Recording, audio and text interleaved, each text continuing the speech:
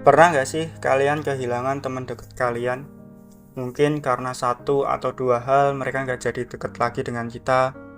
Mungkin teman SMA misal contohnya, dia udah lulus SMA, milih kuliah di luar kota, jadi kita nggak bisa deket lagi dengan dia. Terus pacar kita misal, kekasih kita yang tiba-tiba menghilang atau menjauhi kita tanpa alasan sesuatu yang bisa kita terima. Tanpa kita sadari, sebenarnya kita itu hanya numpang lewat di dunia ini, numpang hidup di dunia ini gitu. Orang lain pun juga mengalami hal yang sama yang kita alami gitu. Mereka hanya singgah kok dalam hidup kita, tapi mungkin yang membedakannya itu waktunya. Ada yang sebentar, seperti ya teman tadi cuma 3 tahun sebentar. Ada juga yang mungkin selamanya, seperti pasangan kita nanti menemani kita dari muda sampai tua.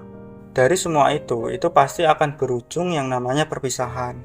Dan ketika dia singgah terlalu lama dalam hidup kita, ya seperti pasangan tadi, itu akan cenderung lebih memiliki perasaan sedih yang mendalam dibandingkan teman-teman yang cuman SMA saja. Karena pasangan kita itu pasti kita melibatkan perasaan yang lebih.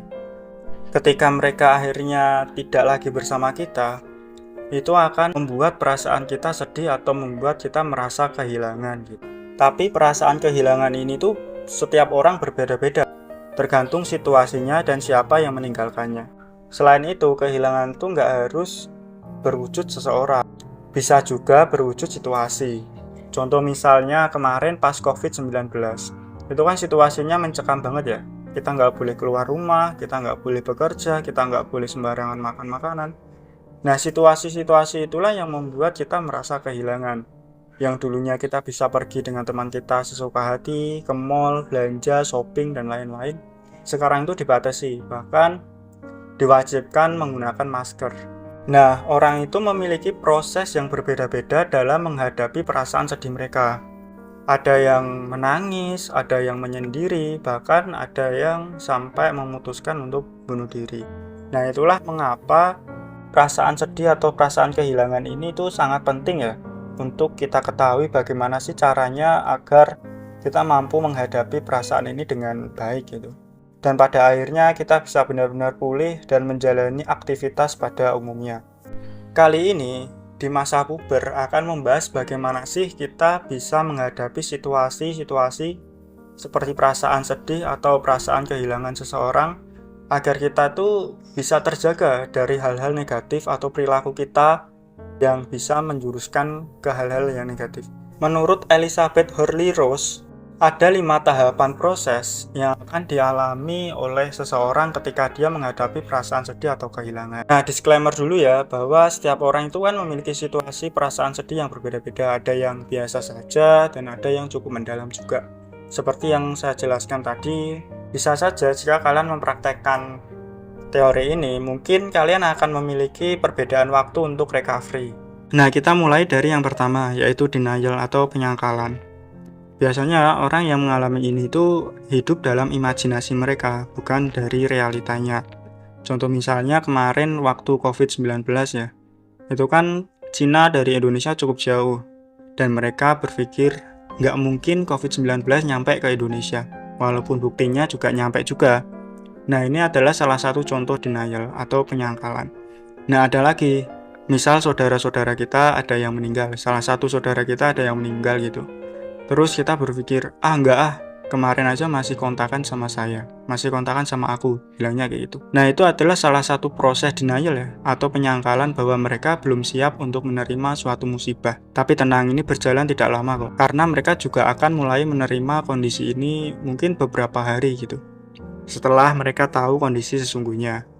Nah, apakah ini normal?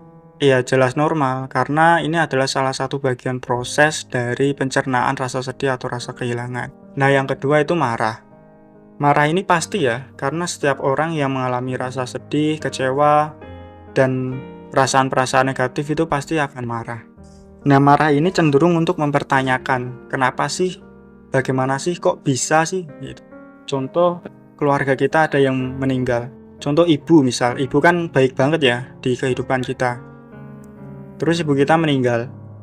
Nah, kita itu marah sambil bertanya gitu. Kenapa ibu sih? Kan ibu baik banget. kenapa ibu yang harus pergi? Nah, itu adalah salah satu contoh perasaan marah yang mempertanyakan. Nah, jika kita sudah berada di tahap marah ini, itu berarti kita cukup bagus ya dalam mengelola emosi atau rasa kehilangan kita. Karena kita sudah bisa melalui yang namanya denial atau tahapan pertama.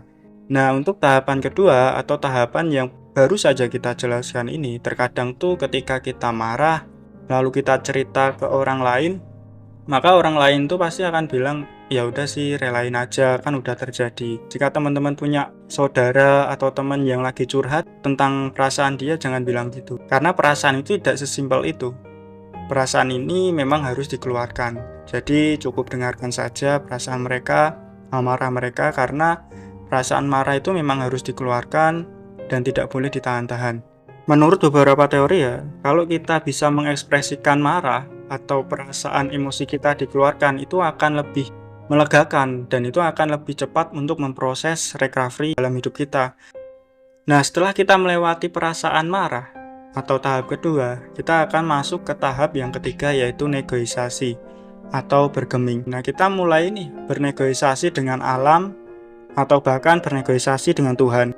Contoh misalnya, andai saja saya kerjanya lebih teliti, mungkin saya tidak akan di PHK.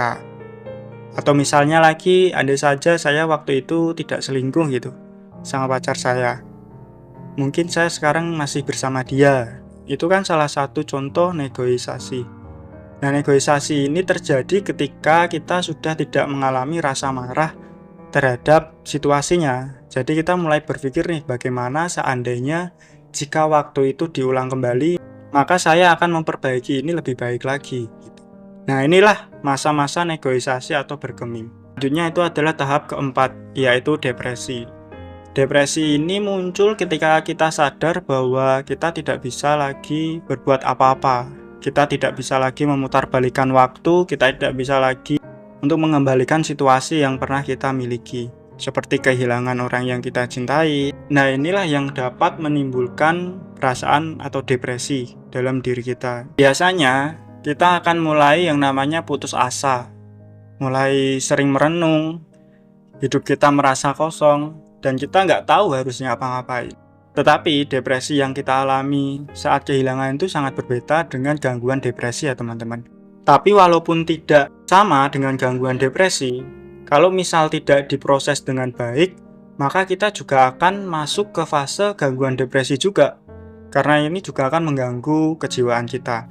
Nah, ini tuh diakibatkan karena semua emosi itu masuk dalam diri kita, terutamanya emosi negatif yang ada dalam diri kita itu bergejolak, sehingga itu menimbulkan perasaan yang tidak nyaman, atau ya biasa kita sebut depresi tadi. Nah, untuk mengatasinya mungkin agak sedikit berbeda dan mungkin lebih cenderung sulit ya, karena kalau misal kita marah ya kita tahulah ekspresinya marah itu, kita bisa berteriak, kita bisa mengumpat, kita bisa memukul dan lain-lain. Tapi kalau depresi itu cenderung tidak terlihat oleh orang lain, karena depresi itu yang merasakan kita. Nah, makanya itulah kenapa depresi ini agak sedikit berbeda penanganannya dengan perasaan-perasaan seperti marah atau denial tadi. Nah, buat kalian yang sudah bisa keluar dari fase ini, itu berarti kalian memang memiliki kemampuan untuk memproses kesedihan atau kehilangan yang cukup baik.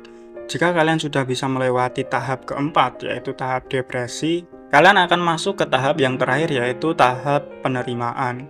Nah, ini kalian sudah mulai menerima kondisi yang kalian alami. Kalau misal kalian baru di PHK, ya udah kalian akan berpikir mungkin ada tempat lain yang bisa menerima kalian bekerja gitu. Nah, ini memang tidak secepat itu ya, karena juga ini kan tahapan 5, tahapan terakhir. Berarti untuk mencapai tahapan ini itu butuh proses yang sangat panjang. Ada yang namanya denial, ada yang namanya marah, ada namanya negosiasi, sampai tadi depresi. Tahap ini menjadi tahap penentuan nih, tahap finishing bagi kita-kita yang saat ini mengalami yang namanya depresi atau kehilangan. Nah, teman-teman, jika sudah mengalami tahap ini, teman-teman sudah mulai bisa melakukan kegiatan yang seperti kondisi kita sebelum kita mengalami yang namanya kehilangan atau rasa sedih. Nah, ini kalian sudah bisa mulai nongkrong sama teman kalian, sudah bisa tersenyum lagi, sudah bisa melihat orang yang mungkin meninggalkan kalian dengan santai. Mungkin kalau dulu ya kalian ngelihat dia, kalian merasa sedih, karena kenapa sih kalian ditinggalkan oleh dia. Tapi setelah kalian pulih dan menerima kondisi ini, kalian akan melihat dia secara, oh ya udah sih, nggak apa-apa, nggak harus dia. Dan kalian mencoba untuk menjalani hidup dengan baru, dengan kondisi yang baru, dengan situasi yang baru, dan kalian akan selamat dari perasaan-perasaan negatif. Nah, itu adalah proses yang akan dilalui oleh manusia ketika dia sedang mengalami yang namanya kehilangan atau perasaan sedih. Itu yang bisa kita sampaikan, semoga ini menjadi solusi buat teman-teman bagaimana cara menghadapi perasaan negatif, emosi, kehilangan, dan lain-lain.